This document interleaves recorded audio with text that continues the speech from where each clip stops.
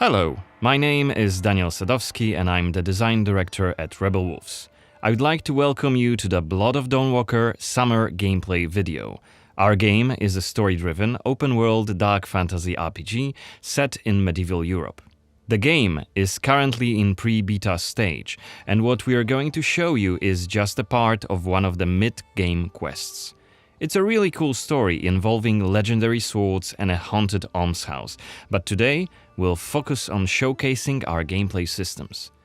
We're starting on the outskirts of Svartro, the game's largest city and the capital of Vale Sangora. From here, we could head anywhere the eye can see, explore ancient ruins or sabotage vampire blood transports. But it's not just about where or when you go. It's also about how you approach the main quest and shape the story, making each playthrough uniquely your own. For now, we're following the road. Cohen is on his way to the city's Cathedral, chasing leads about a powerful weapon said to be hidden in its crypts. But first, we'll have to deal with some bandits who camped out by the main road. Traveling through Vale Sangora is never boring. The world is dense with quests, random encounters, and locations steep in lore.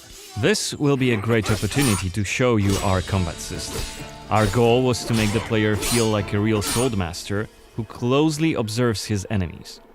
We'll begin this fight by using acrid dust to stun one of the enemies. Now, when you attack, you choose one of four directions: up, down, left or right, in order to hit the opponent where he's unable to parry.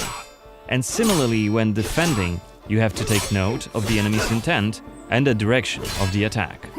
On the left side of the screen, just above Cohen's health, you have activation charges that will be filled in with each successful attack, block and parry. Once they are full, you can use one of the active abilities which allow you to take a more tactical approach to fighting. We started the fight by throwing some acrid dust, and now let's cast Burning Blood. It's a hex which boils the enemy's blood and burns their skin, dealing physical damage over time. Alright, time to finish this fight. Let's use the final activation charge to cast the artery attack, which actually decapitated the last opponent. Our hero quickly dispatched the bandits, so let's loot a few items they've left behind and open the inventory. First of all, let's replenish our health by eating something, and then take a closer look at this cool-looking weapon we just picked up. Ah, it has better stats than our current weapon, so let's equip it right now. We've also leveled up, so let's use this opportunity to spend the newly acquired skill point in one of Cohen's skill trees. The skills in the Blood of Dawnwalker are divided into 3 trees, one for human, one for vampire, and one shared between the two. We also have an active abilities panel. We can use it to unlock additional abilities to use during combat. Note that during the day, the health bar is not regenerating. You need to find consumables like the one we've just eaten. The hexes we've just used also consume some of Cohen's health. Be aware of that. The way our magic system works, there's always a price to pay for manipulating reality. But we can make it sting a bit less. Let's level up the Frugal Witchcraft skill, so next time we'll cast a hex, it'll consume fewer of Cohen's health points. Now that we've wrapped up the encounter with the bandits, we can be on our way to get inside the city. Right now, Cohen hasn't done enough to ruffle the vampire lord's feathers, so the guards will just wave us through. But the more damage you cause, the more suspicious and aggressive they'll become. So when you play the game yourself, you'll have to decide whether you want to challenge the vampires openly, or lay low until you're ready to strike and surprise them. It's even bigger than I remembered. And it's grander than before. They're putting in new stained glass. The Knyaz doesn't deny the old faith. Out of my face. This is the rich district of the city, Silberkreis. There's also Altenmarkt, Neustadt, and the Middens. Each of the boroughs has its own feel and character. Get your stinking ass out of here. I was just passing through, I swear. I got tired and sat down and started begging. Looming high over the city is Brancis's castle, Greifberg. He took it over when he slaughtered the human ruler of the valley, Skender, as shown in the trailer we shared with you earlier in January this year. In order to complete the main quest and save your family, you'll have to storm the castle, alone or with help of friendly NPCs. We could do it right now if we wanted, but it would be super challenging. No more drink for you, my friend. Go home. Oh, let me. I just want to. Oh, let me in. You made a mess, and it's not that kind of inn. Let's check the map. The Cathedral is really close. There's plenty of other places to see and things to do here. A couple of inns, a medic, a blacksmith, an armorer, and other merchants. You can see that not only the vampires came out of the shadows. This creature on the right is called an Uriash. Look around, especially at night, and you'll learn humans have lots to fear, not just the vampires.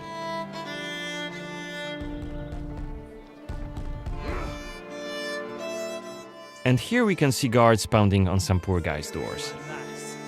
What is it about? Face. Singing songs that mocked him and the faith. Who told you this nonsense? Was it Livia? It's just one of many different community scenes we're implementing in the game. Watch them closely when you play, as they might point you to new quests and hidden treasures, or signal changes in the game's world. Once again, I humbly beg of thee. I humbly... Ouch. I don't want to say it, Mum. It's a prayer. It's what we have to say. Go on. I humbly beg of thee, protect him and protect. Okay, we are at the Cathedral gates. Again, since Cohen isn't yet wanted by the vampire regime, and it's daytime, we can simply walk inside.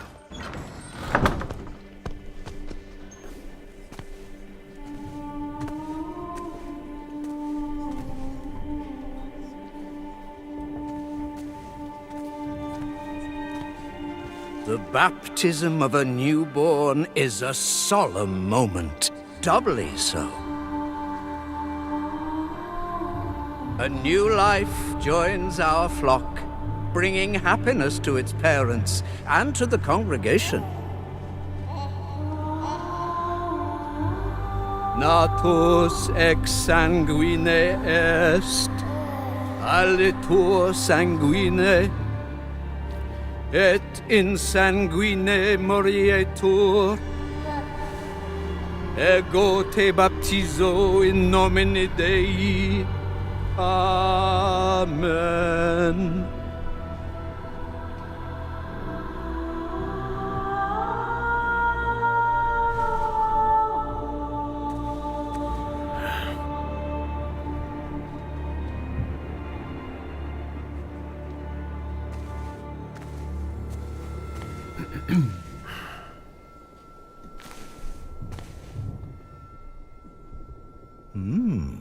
Don't I know you from somewhere, young man? Laslia, maybe? I'm sorry, but you must be mistaken. Am I? Perhaps. Perhaps. My memory isn't what it used to be. Come with me. I'll take your confession. Thank you, but I have no need for confession. Ah. So you deem your conscience clear? I wouldn't go that far. But I'm sure you're a busy man, Father. So while I appreciate the offer, I feel that my soul shouldn't be your priority. I won't press the matter. You are quite correct. I have many other duties to attend to. But please remember that in order to be saved, we all need to repent. Myself included. I hope we can speak again soon. Good day to you, Cohen.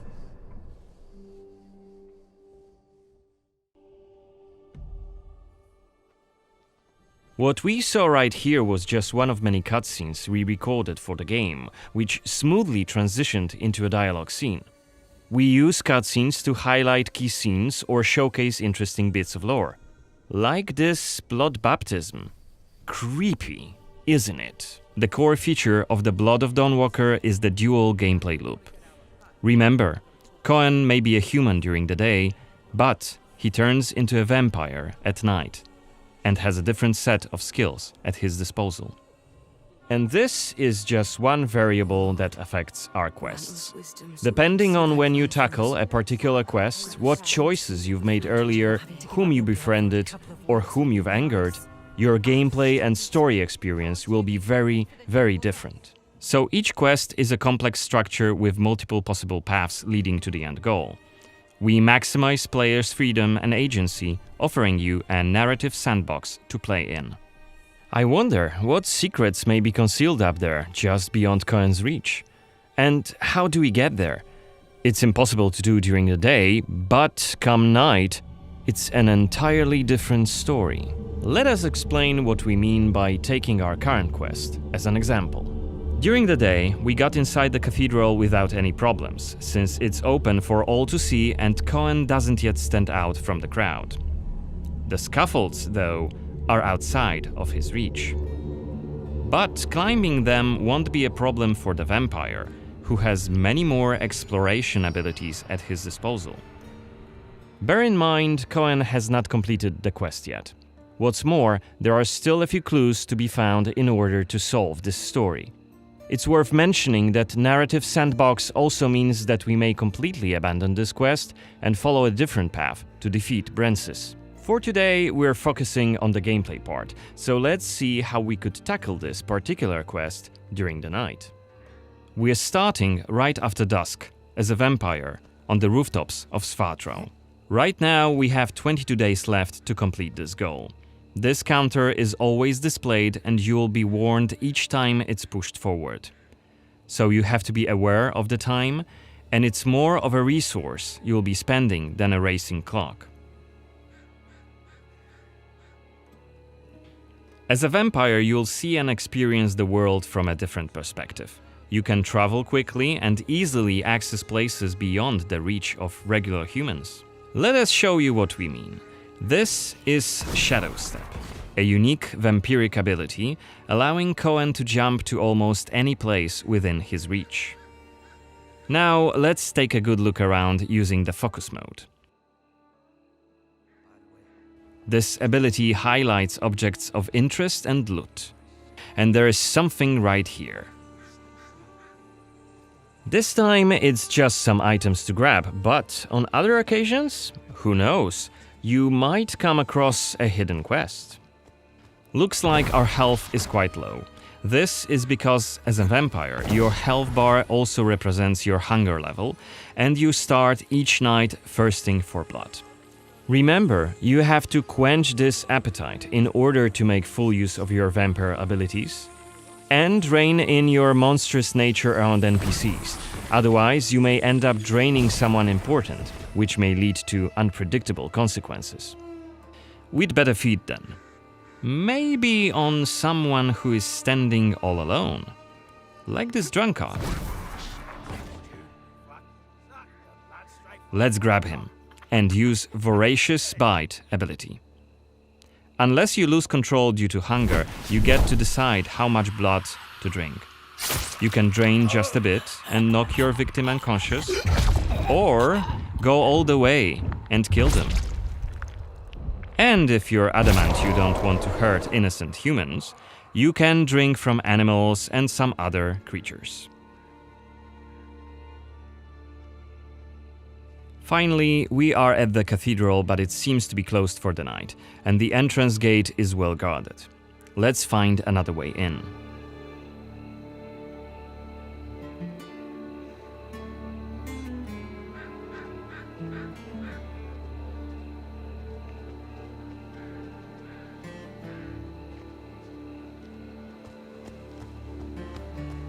Shadow Step is not the only vampiric ability you're gonna learn during your playthrough. Cohen can also use Plane Shift to scale walls and even ceilings smoothly. This will allow us to explore every nook and cranny of the cathedral.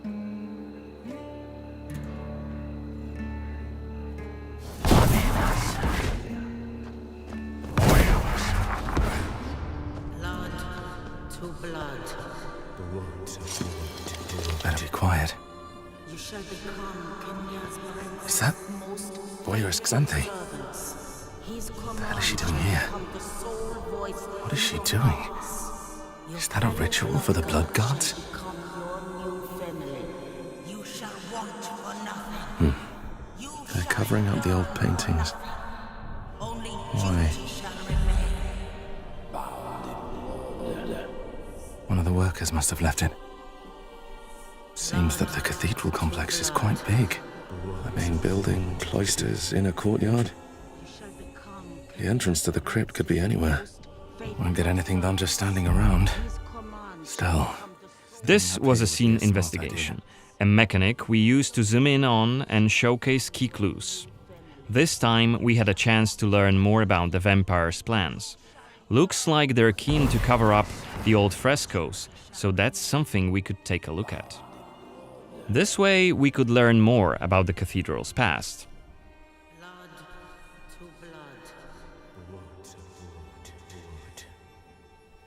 Looks like we aren't alone here. Underneath us there's a group of blood gods, soldiers hooked up on vampire blood, which makes them stronger, and one of Brances's vampire allies. It's Xanthi, the oldest vampire in Vale Sangora, and quite a powerful lady. Let's descend and check what's going on.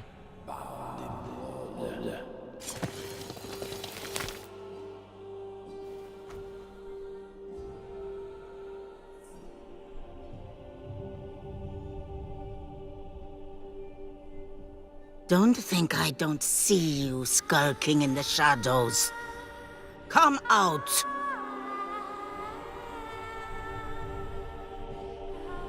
You're interfering with my task. Who are you? It doesn't matter. Very well. I don't have time for interruptions. Let us dispose of him. Quickly!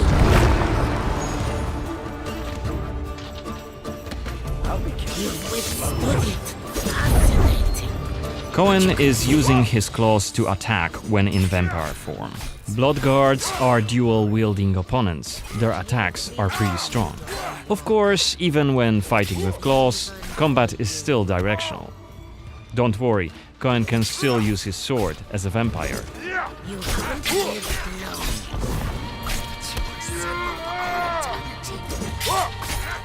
Only after defeating all three of the blood guards, Xanthi deems Cohen worthy of a challenge, and she descends to face him.